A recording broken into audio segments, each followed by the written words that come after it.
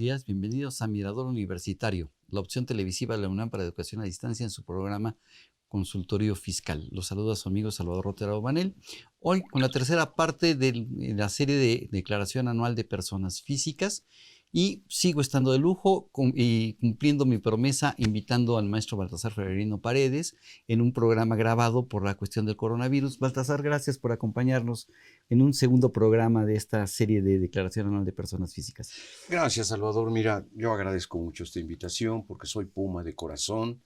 Toda mi historia, mi agradecimiento a la UNAM porque logré lo que no hubiera conseguido de otra forma. Claro. No, claro. Entonces, ahí estoy con estas circunstancias. ¿Y qué más poder regresarle algo a mi facultad? Un poquito de lo mucho que nos ha dado la UNAM. Es cierto. Así es. Aquí estamos y estamos muy agradecidos con la UNAM, platicando de la declaración anual con nuestros amigos televidentes, con nuestros amigos contadores y no contadores para que sepan qué es lo que tienen que hacer. Hace 8 días platicábamos contigo y con el maestro Sergio Abarca de la discrepancia fiscal, pero me gustaría entrar un poquito en tema y en materia en el formato de la declaración anual. Mira, sí, en el de formato... la persona física, ¿no? Ah, correcto, es el que estamos tratando.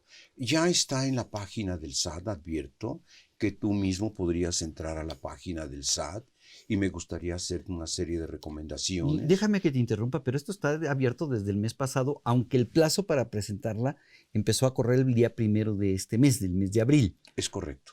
Aunque la pude haber presentado unos días antes, pero se considera presentada el 1 de abril. Es correcto. Ok. Así es. Hay 2, 3 recomendaciones que quiero hacer. Lo primero que tenemos que habilitar es nuestro buzón tributario. Acuérdate que ya hay multas sobre la no habilitación del buzón tributario, sino de qué forma vas a recibir un acuse de recibo. Si no es por tu buzón tributario. Por buzón tributario. Primera condición, activar el buzón tributario. Punto. No hay para dónde hacerse. Segundo, necesitas tener tu RFC y tu contraseña. Importantísimo. Y requisitos indispensables. RFC y contraseña. Pero a ver, en estos tiempos de coronavirus, en el que la autoridad tiene sus salas cerradas, sus salas de internet están cerradas, sus salas de atención al público están disminuidas al mínimo necesario. Aclaro, este programa está siendo grabado en marzo y estamos saliendo al aire el 9 de abril. No sé si este día 9 de abril ya estemos en una contingencia cerrados en el que ya ni eso hay. Pero bueno, si necesito tramitar mi contraseña y no tengo mi RFC, ¿qué hago? Chispas, me temo que ahí tenemos un problema y yo estoy esperando que la autoridad reaccione y nos dé una prórroga, entre otras causales por esto que te estoy comentando. No tengo mi RFC. Ayer sí estuve en la administración local de Hacienda y déjame decirte que muy poca gente estábamos. Lo que sí había una aclaración. A los señores de la tercera edad no tienen que traer citas. Y pasaste luego. ¿Me dejas de molestar? Fuiste el primero en pasar. ¿Me dejas de molestar? Porque además de la tercera edad, después decidieron que pasaran primero los de más edad. Los que tienen ya, ahora sí, cita. De veras que tener amigos como tú es garantizado, sí. Sí, claro. Entonces, esos serían los 2 requisitos que tienes que tener. No olvides. Habilitar tu buzón tributario, tener tu RFC, que sin duda ya lo tienes, y tu contraseña. Fíjate, Baltasar, que me puedo dar de alta a través de la página del SAT, pero sin obligaciones. Entonces, híjole. No. Ay, sin obligaciones no puedo presentar declaración. Pero hay problemas. Hay soluciones, pero hay problemas. ¿Puedo darme de alta desde el portal del SAT? Sí, pero me puedo dar de alta sin obligaciones. ¿Puedo tramitar mi contraseña desde el buzón del SAT, desde el portal del SAT por internet? Sí, pero si la página funciona. Digo, perdón que critique a la autoridad. No, es que acabas de poner el dedo en la llaga, auténticamente. No hay que olvidar que circunstancialmente a veces la página no funciona. Así es. Yo tengo horarios a donde sí está funcionando. Las 3 de la mañana. Más o menos. A las 3, 4 de la mañana. No sé qué tengas que hacer en ese horario. Dormir, por favor. Es una hora sagrada. Sí, es demasiado. No. Esa hora no puedes dormir. No, la mejor hora para trabajar, pero no se lo digas a mucha gente porque entonces mucha gente va a entrar a las 3, 4 de la mañana y tampoco vas a poder. Sí, también eso es cierto. O sea, Pero el problema entonces, de la página del SAT, y con todo respeto lo digo a la autoridad, es que estamos entrando mucha gente a hacer muchas cosas. Estamos entrando a darnos de alta, estamos entrando a generar contraseñas, habilitar buzón tributario, presentar declaraciones provisionales, presentar DIOTs, presentar declaraciones anuales. La capacidad de la página se está saturando. Nada menos el día de ayer, así como tú estuviste en el SAT, yo estuve intentando, claro, estoy hablando, este programa está siendo grabado en el mes de marzo. Estuve intentando entrar al validador de CFDIs de nómina y estuve intentando entrar a presentar declaraciones anuales, intentando presentar declaraciones mensuales, y le daba un clic en la página y pasaba a la siguiente y se quedaba en blanco. Y no hacía nada, no procesaba. ¿Por qué? Por la cantidad de gente que estamos entrando a hacer procesos. claro, vuelvo a insistir en mi propuesta al SAT y desde luego al gobierno federal. Necesitamos algún estímulo fiscal. Mira, SAT, yo vuelvo a insistir con lo mismo. Si ya no lo diste porque lo vengo proponiendo así, que nos devuelvas las compensaciones, porque de devoluciones no tenemos nada. En estos momentos el activo circulante que tiene la empresa, lo que representa una cantidad muy, muy importante son los saldos a favor de IVA. Sí, claro, de IVA y en algunos casos hasta de impuesto sobre la renta. Claro, Y en algunos entonces, casos hasta los pagos de lo indebido que no te dejan ni siquiera compensarlos. no, Se supone que un pago de lo indebido de salarios yo lo puedo compensar contra el impuesto retenido de salarios de los siguientes meses. El formato no te deja, no puedes compensar y entonces tendrías que estar cayendo en una devolución. Y las devoluciones, lo comenté en el programa pasado, las devoluciones son igual a misión imposible. sí, Es verdaderamente una proeza y hay que levantarle un monumento a aquel contador que logre una una devolución. devolución. Ahora, el camino que están llevando es a destruir el país. No, déjame platicarte por qué. Me acabas de dejar No, es que el proceso que llevan de destrucción de las MIPIMES, las Pero la MIPYMES, la mayoría de las empresas en este país, son el es el más, nada 90%. más el 90%. Entonces, ¿qué es lo que están logrando? Que el empresario no tenga liquidez. ¿De qué me sirve que me prestes, banco? Tengo que pagar un algo, un interés, una tasa. Me vas a llevar a la quiebra. Ese es lo que quieren tanto el gobierno federal como la Secretaría de Hacienda. Órale, síguele como vas. Ya no vas a tener a quién cobrarle impuestos. No, Punto. y con estas contingencias, o sea, con la contingencia que estamos viviendo y con la situación fiscal que tenemos ahorita, para el mes de abril, mayo, este mismo mes de abril, mayo, junio, vamos a ver cerrar muchísimos negocios. Sí, te cuento que la conquista de las Gran Tenochtitlán, una de las causales fue el alto cobro de tributos.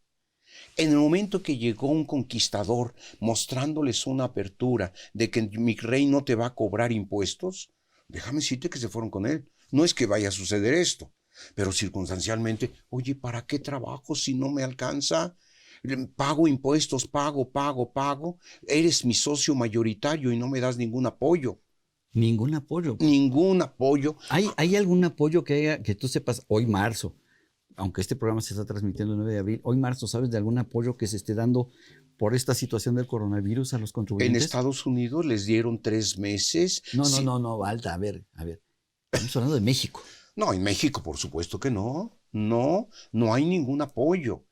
Que lo están estudiando, ya lo dijo más de un contribuyente o de agrupación profesional. En nuestra misma agrupación profesional. Pidió prórroga y le dijeron lo que digan las leyes. O sea, no están dando nada. Pero se van a quedar como con la vaca que se acabaron la vaca y a quién le van a ordeñar. Claro. La vaca se va a morir de inanición. Se va a morir de inanición. Amigos, pónganse a pensar. Esto es lo difícil si la respuesta es difícil. Y eso sería mi planteamiento. Ok, el formato de la declaración, Baltasar. El formato de la declaración, entras a la página del SAT confiando en que esté habilitada. Desde luego te va a remitir a un vínculo que se llama simplemente declaraciones. Le picas en declaraciones y luego lo vuelves a picar a otra declaración anual de personas físicas. Y ahí te va a desplegar justamente que necesitas activar tu buzón tributario. Si ya lo tienes o de plano activar ahora, le puedes marcar, órale, lo quiero de una vez en estos momentos, o de plano no activar, nada más que atiente a las consecuencias.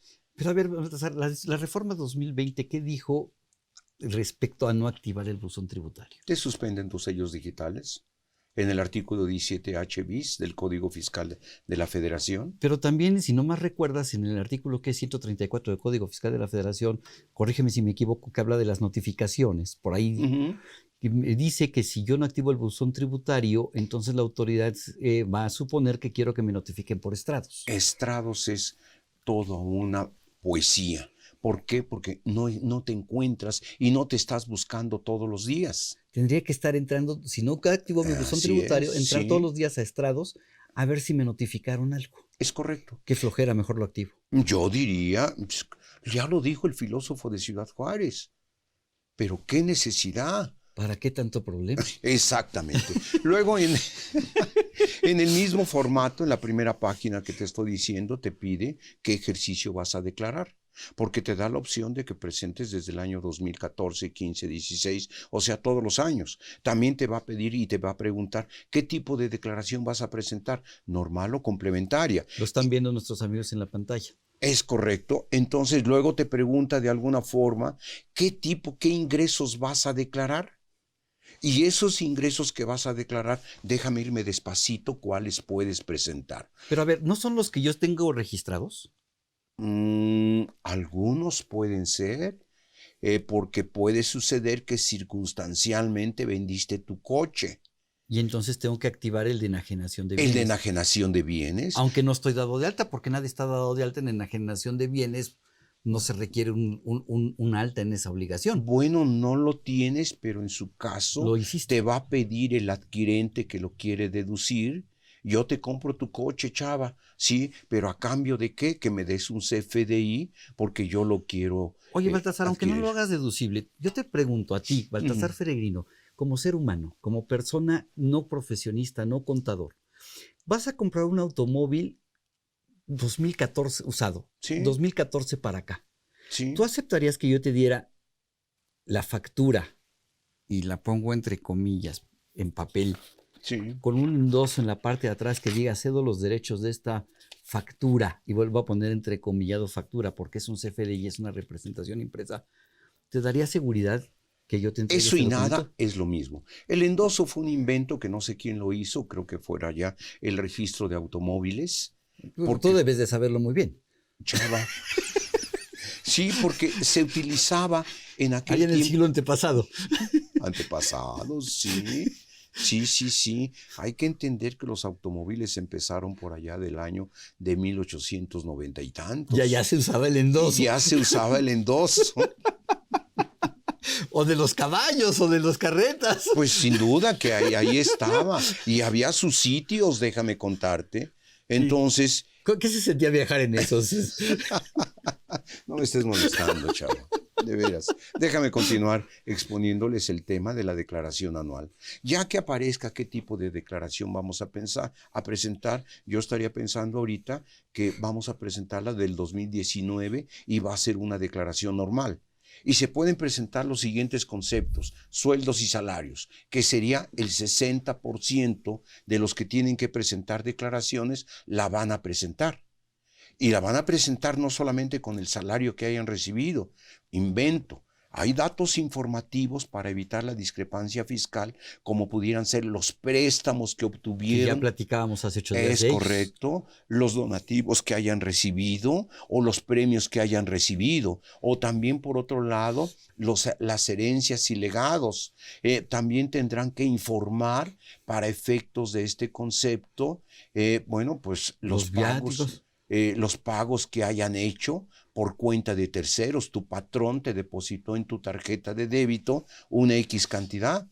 Y la gente que no nos haya visto hace 8 días puede descargar este programa de hace 8 días para que abunde más en estos puntos. Entonces, herencias y legados, enajenación de casas habitación y el pago por cuenta de terceros. Trabajador, enfócate muy bien a eso. ¿Obtuviste algún ingreso de estos? Porque a lo mejor es de los de menos de 400,000 pesos y tú pensarás, es que nunca he tenido que presentar declaración anual. Pero a lo mejor eres de menos de 400,000 pesos, pero tuviste 2 trabajos.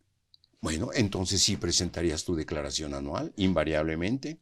Pero además de esos 2 trabajos o un solo trabajo, sí, no rebasé 300,000 pesos, pero vendí mi automóvil. Entonces tendrás que informar ese dato Ese dato de venta de un automóvil, el adquirente pudiera pedirle a su PAC, proveedor autorizado de certificación, que le extendiera una factura, como cuando haces facturas por cuenta de terceros. Ujú. Y te lo puede elaborar. O la otra alternativa, darte de alta como enajenación de bienes e inmediatamente te das de baja. Sí, claro, emites tu CFDI, te Es das de baja en la correcto, es obligación, correcto. pero en la declaración tendrá que aparecer. No hay para dónde Pero hacer fíjate eso. que la gente piensa que por hacer esto va a pagar impuestos. Y la verdad es que la gran mayoría de las veces, yo podría atreverme a decir que el 98 o 99% de los casos de venta de automóviles usados no se causa impuesto. No se causa impuesto porque por un lado tienes la opción de deducir en vez del 25% el 20%. Uno, Ajá, cuando son coches de colección no hay ninguna deducción por depreciación. así es. Tercero, en su caso tienes derecho a una exención de 3 veces el La UMAS UMA. elevado al año. Entonces la ganancia que en su caso podrías tener y quedas tranquilo con respecto al tema de Y discrepancia el fiscal. costo fiscal que se depreció con una tasa menor, además, si tuvieras, lo actualizas por inflación, desde que compraste el automóvil hasta la fecha en que lo Es vendes. correcto, sí, pero si te quedas el saldo cero, las personas que conservan su coche por 8 o 10 años, yo en lo personal tengo un carro con 10 años de antigüedad, muy poco kilometraje, pero de alguna forma ahí está, de tal suerte que si yo quisiera deducir la venta de ese coche, No, ya no hay ya nada. no tengo deducción por valor. Ajá. Lo único que lograría como deducción la exención que me marca por allá del artículo 193, fracción 19, inciso B, así de la es. ley del impuesto sobre la renta. Así es, así es. No podemos evitarlo. No, amigo. no, vivimos de esto. Luego tengo también algún otro concepto, las personas que viven del arrendamiento. Me han ido a ver algunas personas que obtienen ingresos. Contador, dime una cosa. Yo no expido CFDI por las rentas que cobro. ¿Y qué haces? Lo deposito en mi cuenta de cheques. Híjole. Pues ahí sí tiene un niño atorado, muy Claro, grande. pero a partir del año 2020 tienes el problema de la ley, la ley de extinción de dominio y la modificación a la ley del impuesto Es a la correcto. renta. Es Entonces, importante que esas personas declaren mes a mes o trimestre a trimestre los ingresos que están obteniendo por arrendamiento y paguen el impuesto. La verdad es que en el arrendamiento el impuesto no es tan gravoso. no, porque les comento que un ingreso por arrendamiento pueden deducir o la opción del 35% que lo conocemos como deducción ciega, o en su caso, y además pueden deducir el impuesto predial, O bien la deducción comprobada de los gastos del que inmueble. generalmente es muy poquito lo que tienes, de tal suerte que esa deducción ciega es válida. Sí, claro. Entonces, ahí tendrías en ese concepto de arrendamiento. Pero esta persona que me fue a ver, déjame decirte, me preguntaba, y entonces, ¿no hay problema porque deposité las rentas que no expedí CFDI? Claro que sí hay problema. Traes un riesgo que tú decides si te la juegas o te ayudo a presentar declaraciones complementarias. Claro, claro. Y en estricta teoría ya se hizo acreedor una sanción por no haber expedido los FDIs. Es correcto, y con la reforma del año 2020, si alguno de sus inquilinos no le ha pagado la renta, el juez donde lleve tendrá que darle comunicación al SAT. De que no está expidiendo el comprobante Es fiscal. correcto. Ahí lo tienes, todo ese tipo de cosas, amigo. Entonces, luego vamos a tener en su caso enajenación de bienes. Enajenación de bienes. Casa, habitación, acciones, automóviles, joyas, Es correcto. abrigos de esos que ya casi no se venden, pero que casi no existen y que son anti planeta. Sí, pero pensemos en una enajenación de acciones. Todavía el año pasado, acciones que se colocan en el mercado bursátil. Déjame decirte que ese tipo de contribuyentes, pues si tu estado de cuenta, una pregunta que siempre les dejo a mis alumnos es, mi cliente, déjame decirte que invirtió $1 millón en el mercado bursátil hace como 8 años. Pero hoy su estado de cuenta vale 3 millones de pesos. Bueno, no, ya con la caída de la bolsa ya vale como 500,000 pesos. Mira, no me molestes. Pero para la declaración anual sí valen 3 millones. Pues siguen valiendo, no valen lo menos. Ujú. Pero la verdad es que el impuesto sobre operaciones bursátiles de acciones que se coloquen como tal, pues se le va a pagar el 10% hasta que se enajenen, No antes. no antes. Entonces, esto es importante que tenga claro el contribuyente. Ajá. Enajenación de bienes puede entrar la venta de tu coche, la venta de garage en su caso, Sí. pudiera ser la enajenación del terreno que te heredó tu papá, pudiera ser también, ¿qué otro concepto se te ocurre que pudiéramos Las tener? joyas de la corona de Las la joyas abuelita. de la familia. Ajá. El punto es que la abuela le heredó sus joyas a la nieta consentida y le dice, oye abuelita, ¿y cuánto te costaron? No sé, hija, me las regalaron. Ay, bueno, pudo haber recibido esos. Tu abuelo era muy dadivoso y cada aniversario me regalaba una joya. Y te dejo todas las joyas de la corona al Y te fallecer dejo la todas abuelita. las joyas de la corona.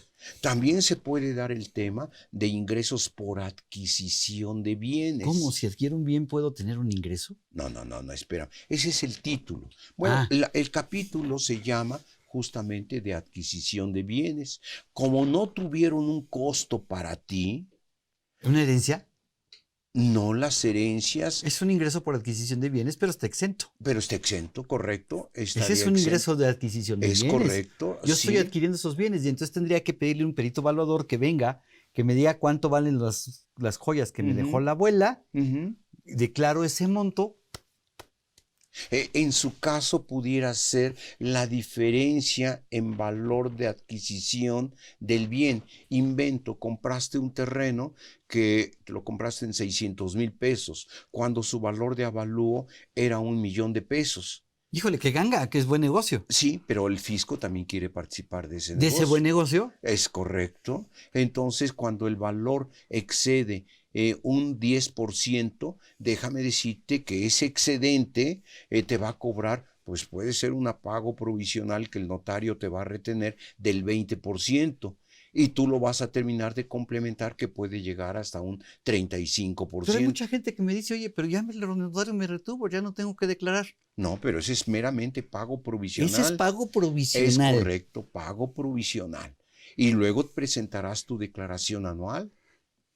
Puedes saber también, en su caso, por tesoros que te hayas encontrado. Wow. Sí, mi esposa debería... No, deja... ¿Tu esposa? Sí, claro. El 14 de febrero es un día acumulable, ¿no? ¿Por qué? Porque se encontró un tesoro Tesorito. contigo. Sí, claro. Entonces, ese sería motivo de grabar. Pero oye, ¿los tesoros tienen deducción alguna? No tiene ninguna. Sí, claro. ¿Cuál? La comisión que hayas pagado para la adquisición del tesoro, el alcahuete es deducible, pero te tiene que dar un CFDI. Te tiene que dar un CFDI Sí. por la alcahuetería. Sí, esos son conceptos por adquisición de bienes. En su caso también puedes tener que declarar por los intereses bancarios. También tengo que declararlo. Es correcto. Oye, pero yo soy asalariado. No importa. Si el importe de los intereses reales rebasan los 100,000 pesos. Esa disposición se me hace ridícula, ¿no? A ver, ¿cuánto necesito tener para que los intereses reales en un año excedan de 100,000 pesos? Bueno, ¿te gustan 20 millones al 6%? 6 por 2, 12, 120,000 pesos. Menos la inflación del 3%, no, todavía no alcanza, como 7.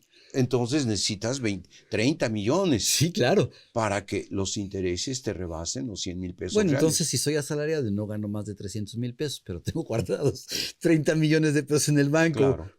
entonces ya estaría yo en la obligación de presentar declaración. Entonces, ese tipo de intereses que ganas por CETES, por bondes, por, digamos, hipotecas que también puedes tener, o simplemente por papel comercial que tienen los bancos, porque el banco, tú financiaste, invento, a Walmart, y financiaste también a Gecarso, y ese papel te lo vendió la casa de bolsa o el banco. Uh-huh. O puedes tener en su caso también inversiones en jurisdicciones de baja imposición fiscal. Uf, o sea, Es todo un tema hacer la declaración anual, como platicábamos hace 8 días con Sergio. Sí, no creas que es fácil, ¿no? Amigos, por favor, contraten a un contador Y que le está confiésenle preparado. Todo Y todo lo confiesen. que pregunte hay que decirle la verdad. Es correcto. También puede haber premios en su caso, que no es que sean acumulativos, pero son un impuesto definitivo que van a pagar y son datos informativos. Baltasar, ¿y si me saqué la lotería o el me urge o el rascahuele y no lo informo y llega la autoridad y se da cuenta, pues yo le puedo decir ya pagué impuesto, ¿no? Les lo puedes decir, pero eso no le importa a la autoridad. Simplemente te va a determinar un crédito fiscal porque no lo informaste. Y entonces el impuesto que era definitivo, ¿qué pasa? Se queda como definitivo, pero como no es un impuesto que tú hayas pagado en tu declaración anual, sino fue el que te retuvo, el que te otorgó el premio, pues déjame decirte que en todo caso te va a determinar un crédito fiscal como consecuencia de la discrepancia fiscal. Y entonces el impuesto definitivo pasa a ser provisional y me lo va a descontar del impuesto que me va a determinar. Si lo ves con buenos ojos, sí te consideraría provisional.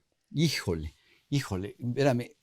Necesito hacer una pausa para poder seguir esto y asimilar, porque lo que nos estás diciendo a mí y a nuestro público, necesito que respiren. Vamos a hacer una pequeña pausa y continuamos.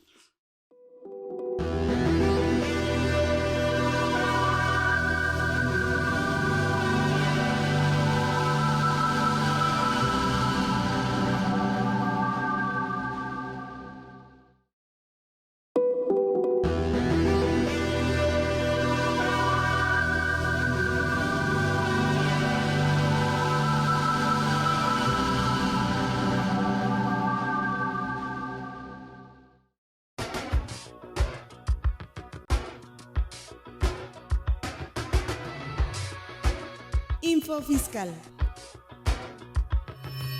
2 de abril. El Servicio de Administración Tributaria, SAT, muestra su gusto por el primer día de abril, mes en que se presenta la Declaración Anual 2019. Las personas físicas presentaron 908.328 declaraciones, 7 veces más que el año pasado, más de 900.000 declaraciones en un solo día. Sigamos así. Tu contribución será destinada, entre otros, a la compra de insumos y contratación personal médico, señaló la autoridad fiscal en su cuenta de Twitter.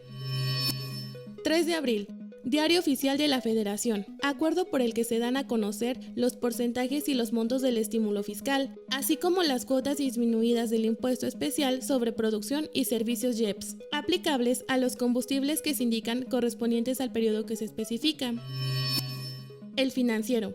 Alejandro Díaz de León, gobernador de Banco de México, Banxico, dijo que es necesario se enfrente esta crisis lo antes posible para ayudar a mitigar el impacto negativo en la economía. Mencionó 3 elementos base para un macrocrecimiento sólido: una política monetaria en mantener una inflación baja y estable, finanzas públicas sostenibles y, por último, que la banca mexicana tenga niveles adecuados de capitalización y de solvencia. Info Fiscal.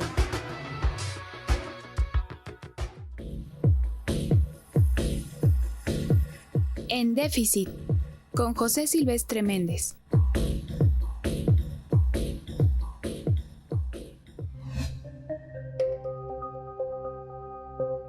Hacia un plan de unidad contra la catástrofe. Hola amigos de En Déficit, espero que todos nos estemos cuidando, que nos quedemos en casa. Hoy quiero insistir en que la recesión económica actual que se venía gestando desde la anterior crisis económica de 2008, asociada a la pandemia del COVID-19, provocará una drástica disminución del ritmo de crecimiento económico de los diferentes países del mundo, incluido nuestro país. En el caso mexicano, los analistas pronostican una caída del Producto Interno Bruto, PIB, que va de -1% a -4.5% para este 2020, incluso más. ¿De qué dependerá el monto de la caída del Producto Interno Bruto en México en 2020? De varios factores, entre los que destacan: ritmo y evolución de la economía mundial. 2. Ritmo y evolución de la pandemia del coronavirus a nivel mundial. 3. Afectación de estos factores a la economía norteamericana. Esto debido a la fuerte dependencia de la economía mexicana respecto a la economía de Estados Unidos. Y 4, política económica aplicada para mitigar los efectos de la contingencia y políticas públicas, en especial de salud, para enfrentar el problema de la pandemia del coronavirus. ¿Cómo afectarán estos 4 factores a la economía mexicana? Desde luego, los riesgos están y estarán presentes. La incertidumbre en muchos aspectos de la vida cotidiana seguirán presentes. ¿Cómo extrañamos la normalidad? Ante este panorama lleno de dificultades para el mundo y para el país, sería muy conveniente que el gobierno estableciera un plan de unidad contra la crisis, o quizá debiéramos decir contra los 2 fenómenos críticos, la pandemia de salud y la recesión, y aquí se plantea un dilema: ¿qué proteger, la vida o la economía? Ante la catástrofe que estamos viviendo, creo que es un falso dilema. Se deben proteger ambos, porque al instrumentar medidas sanitarias que protegen la salud, se protege la vida, pero al resguardar la economía, también se protege la vida, el día a día, para la continuación de la vida misma, la vida de cada uno de nosotros. Todos los sectores sociales deben tener cabida en el plan y deben aportar lo que puedan para que más rápido salgamos de la catástrofe. Este plan de unidad debe ser incluyente. Deben participar en él el gobierno, el sector privado, los sindicatos, las universidades, las instituciones y organizaciones sociales y las personas que puedan aportar elementos que ayuden a paliar o disminuir los efectos negativos de las 2 crisis. Es por eso que hay que inyectar más recursos al sistema de salud mexicano, pero también en la economía nacional. Se debe incrementar la inversión productiva, sí, pero también el consumo, sobre todo de los que no tienen para satisfacer sus necesidades más elementales. Si se estimula el consumo, se promueve la inversión productiva. No es momento de mezquindades. Es necesario revalorar la vida humana, la vida de cualquier ser humano. Recuerda, todos somos importantes. Por eso, quédate en casa.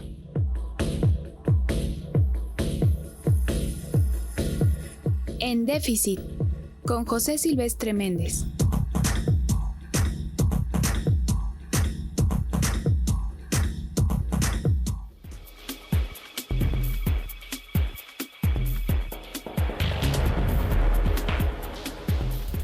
En su edición 735, Consultorio Fiscal, como siempre, presenta interesantes artículos de corte fiscal, jurídico, laboral, contable financiero y de prevención de lavado de dinero. Como primer tema, Georgina Ivonne Ramírez Esquivel resalta la importancia de presentar en tiempo y forma la Declaración Anual de Personas Físicas con el ejercicio 2019.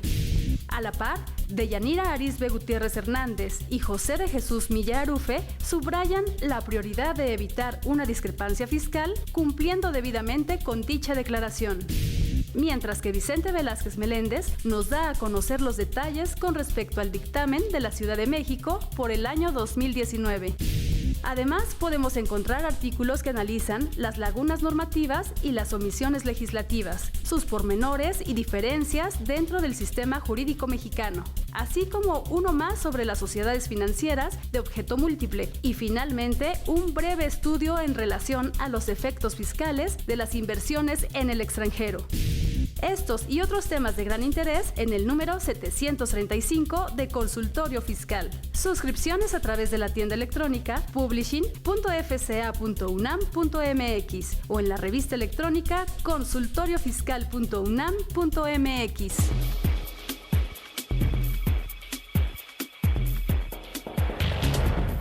Regresamos después de este infarto que casi nos da con lo que nos acaba de decir el maestro Baltasar Ferreirino. Estamos hablando del formato de la declaración anual de la primera página. De la primera página, pero pues no, necesitaríamos todo un turno completo para poder terminar la declaración anual. Yo he tenido clientes que inclusive el siguiente concepto se llamarían dividendos. Claro. Y los dividendos pueden provenir, fíjate bien, de la CUFIN. Ajá. De la CUFINERE. Ajá. Puede venir también, en su caso, de que no provenga de ninguno de los dos. Y eso los tienes que identificar en tu declaración anual. Ajá. Y entonces los dividendos, aunque tiene un importe acreditable... Pero también puede venir de dividendos ficticios. Tienes toda la razón. Nos faltó De el dividendos cuarto, fictos que se le llama. el cuarto concepto de dividendos nacionales. Correcto. ¿Y cuáles serían esos? Bueno, cuando la autoridad te lo esté determinando o cuando caiga circunstancialmente en alguno de los supuestos. Vean, por favor, el artículo 140, fracción primera de la Ley del Impuesto sobre la Renta. Y el 79, último párrafo, porque a lo mejor no es un dividendo, pero es un... ¿Reembolso de capital? No, el 79 para el caso de que si soy socio de una donataria autorizada que tienen gastos no deducibles. Y entonces se considera un anticipo remanente. Se consideran dividendos. Así es. Ese concepto. Aunque normalmente ese lo tenemos en los demás ingresos. Sí, claro. No en el capítulo Lo de dividendos. Pero por ahí también existen muchos sí, casos. estoy de acuerdo contigo. Pero nosotros los contadores tenemos que ser muy puntuales. Por eso es que nos califican de gente cuadriculada. Claro. Pero No se vale. Yo he corregido eso, no somos cuadrados. No. No, en el cerebro tenemos un Excel. Somos tabulares. Somos tabulares. Luego vendría los demás ingresos.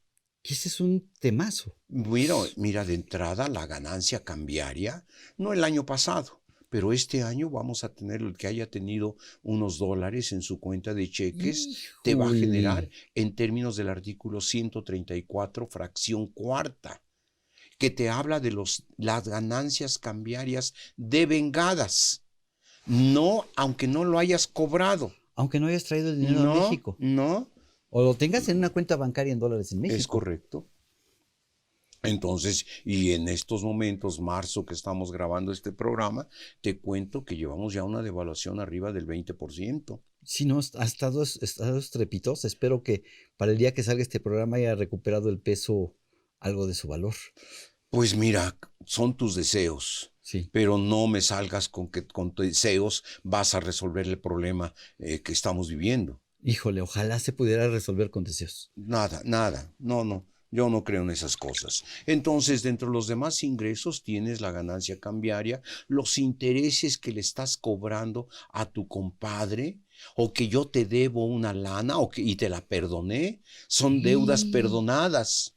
A ver, pero espérame. Fíjate que yo conozco a una persona que le debe al banco y llegó una persona y le dijo, hombre, estás atorado, no le pagues al banco. Oye, pero le debo $1,000,000 a las tarjetas de crédito, ¿no le pago? No, porque es que yo venía pagando el mínimo y entonces dejo de pagar. Y entonces los bancos empiezan como el chiste de la mosca, dale y dale y dale y dale. Y termino negociando ya no con el banco, sino con un despacho de abogados. Y si del $1,000,000 les digo, te voy a dar 50,000 pesos y ahí muere. Y me lo aceptan. Bueno, esas deudas condonadas. 950,000 pesos, pero además creció en el tiempo. Es entonces correcto, ya no son lo 900. tienes que acumular. No me digas. Sí, Baltasar, ya no tengo pausas para poder decirte que me des chance, porque, híjole, me estás dando otro infarto.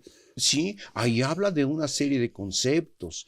Por ejemplo, de alguna forma yo los libros que he escrito se los puedo heredar a mis hijas y de alguna forma ellos van a seguir recibiendo derechos de autor. Pero hoy estás vivo y estás aquí, entonces tú tendrías que estar declarando esos ingresos por derechos de autor. Si rebasan las 20 veces sumas elevadas al año. Y si eso no es un ingreso exento. Hasta 20 veces sí. Pero lo informas como ingreso exento. No, tampoco lo informo. No. No es un dato no se requiere. No se requiere que lo tenga que informar, pero tengo que tener en mi expediente todos esos ingresos y tenerlos identificados. Y demostrado que es derecho de autor. Porque sin duda va a votar como una discrepancia. Oye, tú declaraste nada más 1,000,000 y resulta que tienes depósitos en tu cuenta de cheques por 1,300,000. Explícame los otros 300. Bueno, es que déjame contarte que entre ellos está un préstamo que obtuve de las tarjetas de crédito, pero sí lo informé y fue por 100,000. También me gané un premio. O 200,000 pesos de los derechos de autor. O 200,000 pesos, pero no estoy exento al 100%, pero ese dato no me lo pide como dato informativo. Ok. Entonces, ahí tendría esos conceptos. Luego debería de tener lo más importante que se nos está pasando, y no es que se me esté pasando, lo estoy dejando fríamente, las actividades empresariales. Sí, claro. Es decir, aquí Baltasar Feregrino recibe ingresos por honorarios. O por actividad empresarial, tiene una papelería. Correcto, tengo una papelería y tengo ingresos y tengo deducciones y voy a identificar mi ingreso total. O soy un RIF en su caso, y este RIF en su caso, déjame decirte que me va a decir, esos son pagos definitivos, no tengo que presentar declaración.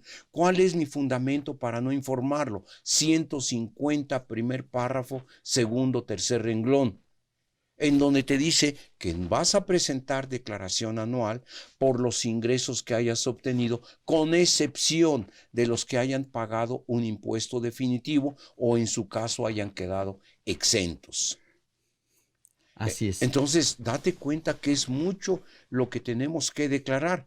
Todavía no estoy declarando los ingresos por plataformas. Todavía no, pero sí va a venir en el año 2020. Es 21. 21. Ok, pero Baltasar, a ver, fíjate que yo tengo dinero invertido, y ojalá Dios me oiga, pero pues no existe. Dinero invertido en Europa o en Estados Unidos que me está produciendo intereses y me está produciendo una ganancia cambiaria. También los tengo que declarar. Los tienes que informar justamente en el capítulo de los demás ingresos. O tengo invertido en acciones en la Bolsa de Nueva York y me pagan dividendos. Los vas a tener, si te está pagando dividendos, van al capítulo de dividendos que ya mencionamos. Aunque vengan del extranjero. No importa, no te Entonces son distingue. 5, 4 nacionales, ¿sí? Y 1 internacional. Bueno, hasta que hayas recibido ese dividendo, y también puede resultar que hayas recibido dividendos en la Bolsa Mexicana de Valores. Y entonces es que es otra sección. No del todo, estás en el mismo capítulo. Claro, estás en los demás ingresos. Claro. Estás en los demás ingresos, sí, Pero, porque te habla de inversiones en el extranjero. Así es. Entonces, es una gama impresionante. Por eso el programa pasado decíamos, Sergio, tú y yo, por favor, amigos que no son contadores, consulten un contador. Sí. Un contador que esté actualizado, que sepa. Sí. ¿Sí? Y los amigos contadores que nos están siguiendo, por favor, aprendan a cobrar. También. Sí, que aprendan a cobrar y que les pregunten, ¿fueron tu maestro Salvador Rotter o Baltasar Feregrino? Sí. Yo creo que eso ya es una garantía. Ya es una garantía y podrían tener una certeza de que el contador sabe lo que está diciendo y sabe lo que está haciendo. Y amigos, colegas, por favor, aprendan a cobrar. Tenemos un solo defecto, nosotros los contadores, que no sabemos decir no. Y yo creo que tendrán que cotizar, porque esto no se resuelve en una sola visita con el cliente. No, ni tampoco en una sentada de 10 minutos. Yo creo que tengo que hacer, primero capturar tu información, cachar entrevistarte. tu información, entrevistarte, y luego tienes que darme toda la información. Te cobro por la primera visita, te cobro por la segunda visita, te cobro por de alguna forma ya llevarte un borrador. Y ya la presentación enviada de tu declaración anual, en donde yo te voy a dar la línea de captura y tú así la pagas al banco. Pero también quiero comentarte que tenemos deducciones personales, amigo. Y esas deducciones personales... Es otra sección que también hay que tomar en la declaración. Ese sería. No sé si nos dé tiempo de comentar las no deducciones nos va, personales. nada más relacionarlas, porque por tiempo no creo que nos dé tiempo de analizarlas, pero podríamos comentarlas y en el siguiente programa estaremos platicando de ellas. Sí, no hay que olvidar que yo puedo deducir hasta cierto monto mis gastos médicos, honorarios, dentales, hospitalarios. Puedo deducir también el pago de un psiquiatra, que más de uno necesitamos. Psicólogo. Un psicólogo y un psiquiatra y un nutriólogo, que yo te lo necesito. Un nutriólogo, que más de uno necesitamos. Sí, claro. Entonces, todas esas partes, pero no crean que por pedirle comprobante ya va a ser deducible. No. Además, tienes que cumplir con requisitos de que le hayas pagado con cheque nominativo. Y con uno de los no deducibles, que las deducciones personales, nos alcanzó el tiempo, Baltasar.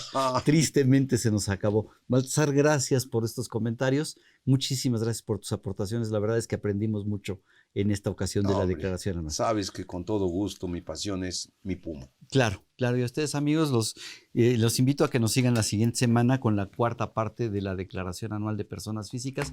Se despide su amigo Salvador Rotter Aubanel y hasta la próxima. Recuerden que somos Comunidad FCA UNAM.